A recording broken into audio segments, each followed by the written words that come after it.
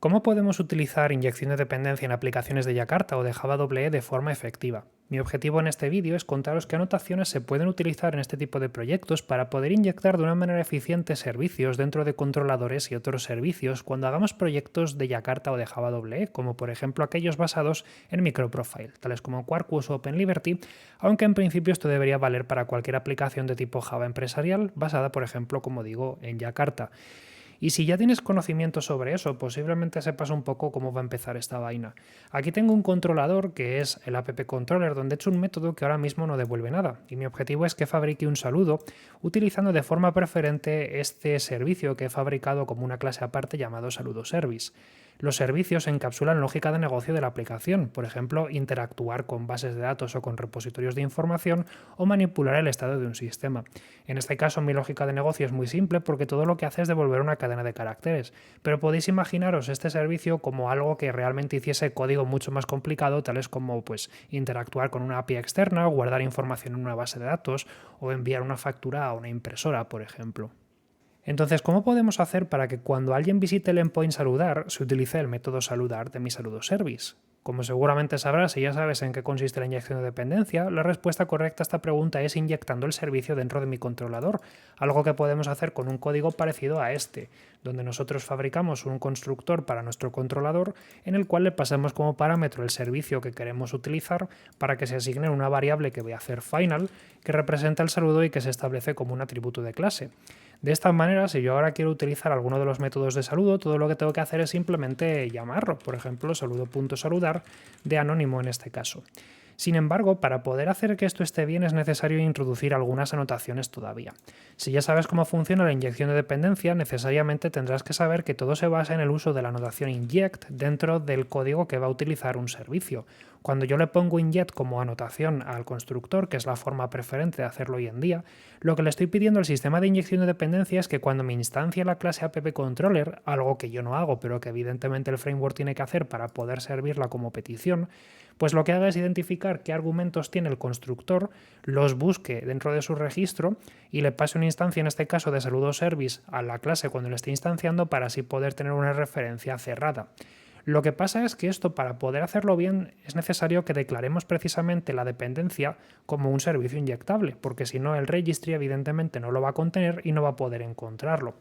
En este caso, por ejemplo, una vez que mi proyecto está arrancado, si tal cual lo he escrito intento visitar la página, voy a obtener un mensaje de error, debido a que yo le he puesto el inject, pero no le he explicado a Quarkus de dónde sale ese saludo service, que es precisamente por lo que estamos aquí, para ver qué anotaciones tenemos a nuestra disposición. Así que vamos a hacerlo.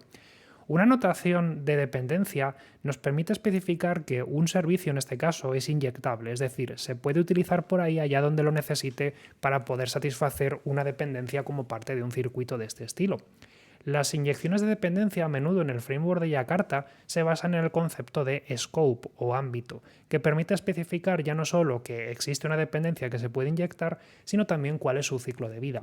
El ciclo de vida, al fin y al cabo, es bastante importante cuando trabajemos con este tipo de servicios porque nos va a permitir especificar cada cuánto tiempo hay que volver a crear una instancia de una clase, ya que a lo mejor no es necesario volver a tirar y volver a levantar todo el rato nuestros servicios a medida que se hacen peticiones.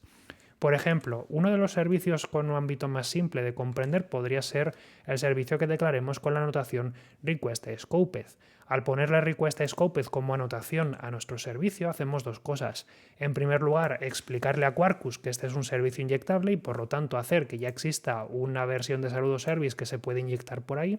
Y en segundo lugar, indicarle que el scope, es decir, el ámbito de esta clase, es la petición. Y eso se traduce en que cuando sea necesario volver a levantar una petición, será necesario también crear servicios nuevos. Pero si un servicio se usa más de una vez durante una misma petición, por ejemplo, porque este servicio dependa de otro, que dependa de otro, que dependa de otro, y ese otro pues casualmente cargue una clase común al mío, pues se va a poder reutilizar porque se supone que le hemos dicho que es seguro reutilizar esta misma instancia de clase dentro de código que se ejecute en una misma petición.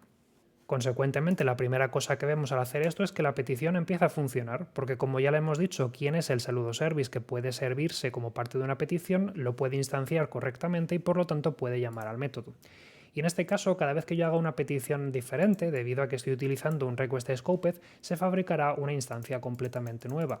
Esto es algo que ahora mismo no veo bien porque no hay nada que me lo diga, pero supongamos que yo le pongo este constructor a mi servicio, donde lo único que hago es un println un poco sucio que diga instanciando mi clase. A partir de este momento, cuando yo recargue mi petición, veré que aparecen no uno, sino dos mensajes que dice instanciando mi clase, es decir, parece que se ha instanciado dos veces. La razón por la que esto ocurre os lo contaré ahora más adelante, pero lo importante es que cada vez que haga una petición, como podéis ver aquí en la esquina izquierda o en la parte izquierda, pues se escribe un mensaje nuevo. Esto es debido a que cada vez que yo hago una petición, como el request scoped le exige que cada petición tenga un servicio nuevo, pues se va a estar instanciando todo el rato. Por lo tanto, cada petición recibe una copia nueva de ese servicio y por eso aparece tantas veces el mensaje. Esto es algo que en algunas situaciones puede resultar inasumible. Supongamos que tenemos un servicio que queremos instanciar una única vez y que se comporte como una especie de singleton, como el patrón singleton, es decir, quiero que se instancie y que se conserve mientras la aplicación esté en ejecución. Por ejemplo, porque ese servicio tenga referencias a bases de datos o porque ese servicio cuando se instancie necesite autenticarse de una forma especial y no quiere estar haciendo ese código cada vez que alguien haga una petición a la página. En ese caso lo que puedo hacer es cambiar mi scope por application y utilizar la notación application scoped. Cuando utilizo la notación application scoped le estoy diciendo a mi framework de inyección de dependencia que se trata de un servicio que se puede acoplar a la aplicación y que por lo tanto su scope, su ciclo de vida, está compuesto de toda la aplicación. Así que cada vez que yo haga una petición estaré utilizando la misma instancia si es que ya la he fabricado. En este caso, por ejemplo, si solamente cambio la notación, ya veré los efectos inmediatamente. Cuando ahora haga una petición, la primera después de recargar el sistema seguirá teniendo dos veces el mismo mensaje, que ahora os cuento por qué ocurre esto, pero a partir de ahora sucesivas cargas de la página no provocan que se instancien nuevas clases, sino que conservo mi servicio durante toda la vida de la aplicación. ¿Por qué aparece dos veces este mensaje? Este es un tema muy técnico en el cual tampoco me quiero meter, más que nada porque tampoco lo tengo muy claro, pero una consecuencia de esto es que de los dos mensajes que aparecen la primera vez, uno se corresponde con el de nuestra clase auténtica y otro se corresponde con una subclase que levanta por debajo el framework a medida que vamos haciendo las peticiones. Por eso aparece dos veces ese mensaje. De hecho, si cambio el println por uno que te incluya el nombre canónico de la clase, incluyendo el paquete, veréis que ahora cuando haga una petición aparece por un lado mi clase saludo service, pero por debajo también aparece otra que es el saludo service client proxy, que es simplemente el proxy que, como digo, se levanta para poder hacer esa petición servida. Aún así, supongamos que quieres asegurarte de que no existe ningún proxy. Una notación alternativa que la gente de Spring reconocerá inmediatamente es la notación singleton, aunque su propósito es ligeramente diferente. De hecho, singleton vive en un paquete diferente porque no tiene nada que ver con CDI. Sin embargo, la mayoría de frameworks de inyección de dependencia te la van a aceptar y te van a permitir utilizar singleton para fabricar otro application scoped, porque al final también tiene una vida que se engloba a toda la aplicación, pero sin embargo no se hace uso en ningún momento de esos proxies, así que cuando ahora haga mi carga de página aparece una única vez el mensaje instanciando y ya se queda ahí pues hasta que la vuelva a cambiar o hasta que tire la aplicación abajo. Nunca ya se vuelve a instanciar una segunda vez esa clase. Estas son las tres anotaciones que he contado hasta el momento: Application Scoped, Request Scoped y Singleton, que van conectadas cuando nosotros utilizamos inject dentro de un servicio o de un controlador para poder inyectarlos. Sin embargo, no me gustaría cerrar este vídeo sin contaros dos anotaciones extra que también os pueden resultar útiles en algunas situaciones. Una de ellas es la notación Session Scoped. Esta notación solo tiene sentido cuando el proyecto utilice sesiones, así que si estás haciendo una API REST que no tiene estado, que es stateless, pues no tiene mucho sentido porque normalmente no vas a tener sesiones. Cuando pones Session Scoped, como su propio nombre indica, si a estas alturas puedes unir cabos, Session Scoped lo que te permitirá es reutilizar un servicio dentro de cualquier petición que proceda de una misma sesión. Es decir, cada vez que tú visites una página dentro de una misma sesión con una misma cookie tipo JSessionID, utilizarás el mismo servicio. Pero si existen más personas usando de forma simultánea la aplicación, cada una de esas personas con cada una de esas sesiones propias tendrá una copia diferente del servicio, lo cual significa que pueden existir más de una copia en memoria de ese servicio, pero por lo menos se conservarán entre peticiones que hagas dentro de una misma sesión de navegación. Sin embargo, existe una quinta notación de la que quiero hablaros también para que lo tengáis en cuenta, y es una que se utiliza cuando nosotros no podemos instanciar de forma automática una clase, sino que tenemos que proporcionar una lógica específica para poder instanciarlo. Se trata de la notación produces, y os voy a contar cómo se utiliza. Supongamos que nosotros tenemos este servicio llamado Temperatura Service, que lo único que tiene que hacer es devolvernos una predicción, que en este caso es soleado, pero podéis imaginaros que acceda a una base de datos para poder recuperar la predicción. Sin embargo, esta clase está hecha de una forma un poco especial y no tiene un constructor público, sino que es privado y además tiene parámetros que no se pueden proporcionar de manera automática porque son de una biblioteca de terceros. En este caso, Temperatura Service proporciona su propio método para poder fabricar instancias de una manera un poco más específica, aceptando como parámetro un nombre de usuario que se supone que se tiene que validar antes de devolver una instancia. En caso contrario, tenemos un error. Debido a que tenemos una forma un poco específica de instanciar la clase, no es tan fácil como poner application scoped o session scoped, porque no tenemos la posibilidad de inyectar todas las dependencias e incluso es bastante probable que ni siquiera podamos hacer uso del constructor, al haber estado marcado como privado. Sin embargo, con la notación provides, nosotros podemos especificar la lógica que queremos que se lleve a cabo para poder fabricar instancias de ese servicio. Así podremos, por ejemplo, decirle cómo se construye un temperatura service para que lo podamos inyectar allá por donde vayamos.